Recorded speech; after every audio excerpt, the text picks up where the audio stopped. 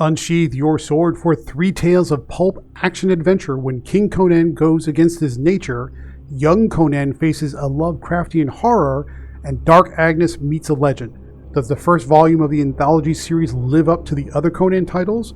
Let's find out in The Savage Sword of Conan number 6 from Titan Comics. See you in 3.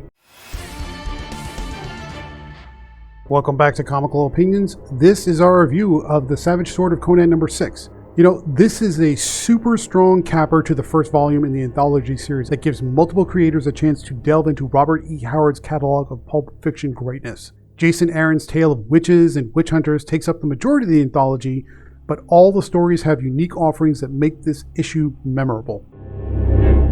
So let's jump right in, starting with the second half of the 2-parter story from Jason Aaron entitled King Conan the Ensorcelled Part 2. The 2-parter concludes when King Conan makes his way down the untouched mountains of Grayskull after the events of the Savage Sword of Conan number 5. Soon, Conan encounters Father Flail and the witch hunters, looking for Xylena to purge the land of the last witch. King Conan tells him Xylena is dead, which is not true of course, but the tense chat runs deadly when King Conan sees one of the witch hunters carrying the sword of one of his black dragons of Aquilonia.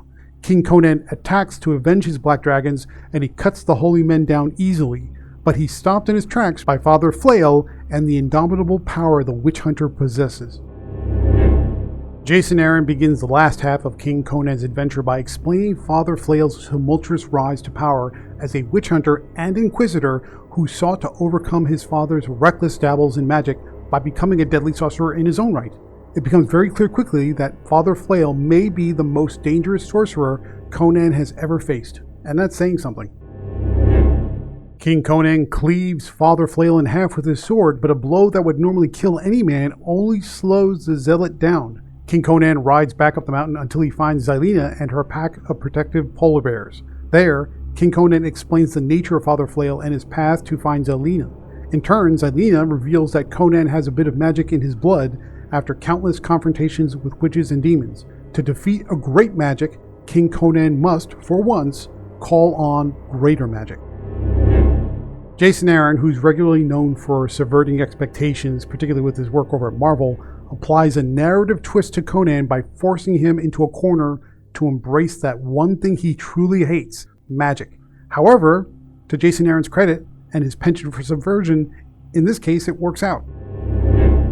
When Father Flail arrives at Xylena's encampment, the battle begins. The main story concludes with a beautiful sword born of ugly prayers, a Lovecraftian battle with tentacles and all, a new meaning to the phrase "from hell's heart I stab at thee," and a different kind of scream. Overall, Jason Aaron's story is pretty darn solid. It does a fine job of presenting a King Conan story with overwhelming challenges, epic battles, and solid character work. Further, Jeff Isherwood's artwork looks amazing.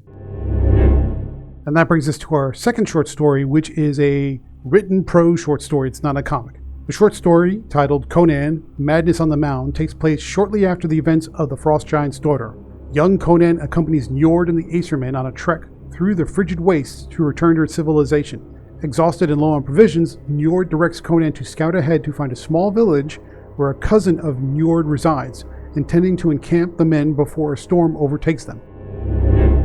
When the group reaches the village, they find all but a few elders are gone.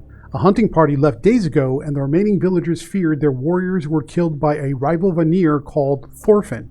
After a brief rest, Conan and Njord follow the trail of the hunters only to find an eldritch horror waiting for them, a horror that arrived from the stars, or from hell, or probably a little bit of both. Matthew Johns' prose short story capitalizes on Conan's time with the Acermen for a pulp tale that blends aspects of Creepshow, The Color Out of Space from Lovecraft, and The Thing from John Carpenter to confront Conan and his allies with a body horror monster the hero won't forget anytime soon. Johns' vivid descriptions and urgent pace are a winner. And that brings us to our third and final story, the Dark Agnes tale called The Head of Saint Denis, or Saint Denis if you prefer, since this takes place in France. Dark Agnes runs through the woods of France, pursued by soldiers in service to Captain de la Vance, who in turn serves Duke d'Alençon. As she runs, Dark Agnes recalls how men who travel with her don't live very long, but in this case, She will be the cause of death to the men who chase her.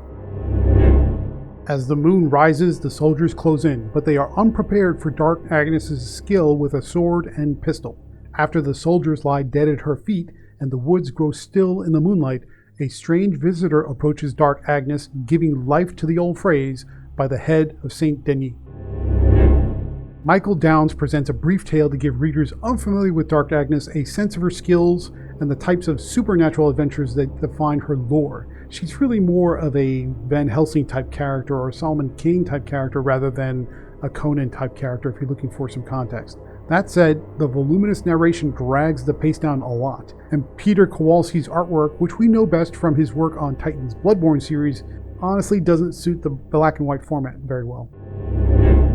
Let's take a step back and look at the big picture to give you an update on something we brought up last time. We mentioned in the last review that the Savage Sword of Conan number 6 is the end of the first volume, but the next issue had not yet been scheduled. We didn't know when it was coming back.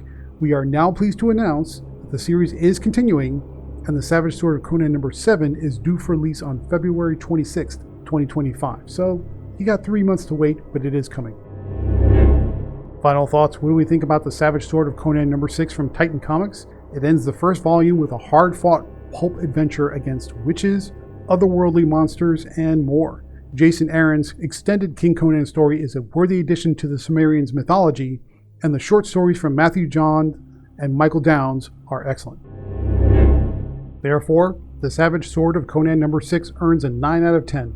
Titan Comics continues to impress by consistently turning out great Robert E. Howard-inspired work. But what do you think? Which of the Howard-inspired titles is your favorite so far? Is the Black and White Savage Sword series it for you? Or what about Conan's main title? Something else? Let us know in the comments below. Leave a thumbs up also if you found this review helpful, and drop a comment below with which other Howard hero deserves their own miniseries or ongoing after Solomon Kane releases next year. We're looking out for that one. Also, remember to click on the link in the description to read the written review, check out the variant covers and preview pages, and buy this comic to help support the channel. Your support, of course, is greatly appreciated. So, thank you very much for joining, and stay tuned through the outro for more reviews just like this one.